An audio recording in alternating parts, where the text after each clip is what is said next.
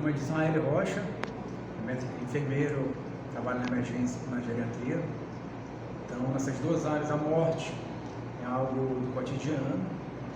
Então, a primeira coisa que eu sempre gosto de falar é que todo mundo morre um dia, mas nem todo mundo vive. Então, eu acho que a gente tem que estar preparado para a morte, não só profissionalmente, mas como pessoa, né? Então, fazer as coisas que gosta, ser ético, viver com intensidade, com amor. E profissionalmente falando, a nossa função de trabalhar com a morte não é só o pós-morte, mas sim todo momento que antes da morte, fazer com que o paciente ele se sinta o mais confortável possível, tanto fisicamente como psicologicamente. Então, nessa questão psicológica, a gente pode trabalhar a questão religiosa, a questão afetiva. Quando eu trabalhava na UTI, era muito comum os pacientes sabiam que ia morrer e tinham uma atenção muito grande porque eles sabiam que tinha assuntos ainda pendentes. E essa pendência geralmente era com o filho, era com mãe, era com a esposa.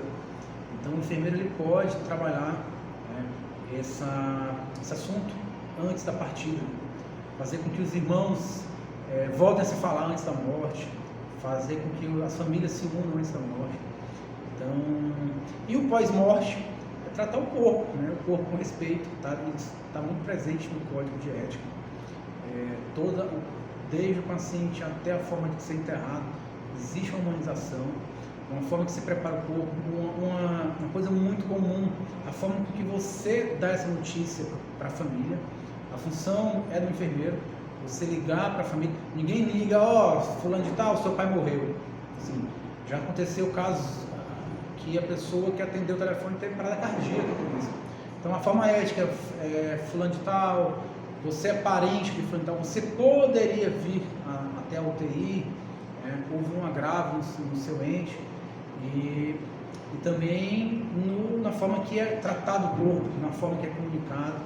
Eu acho que gira em torno disso, né? É um assunto, talvez eu falaria o dia inteiro aqui, casos que aconteceu no meu cotidiano, mas é isso.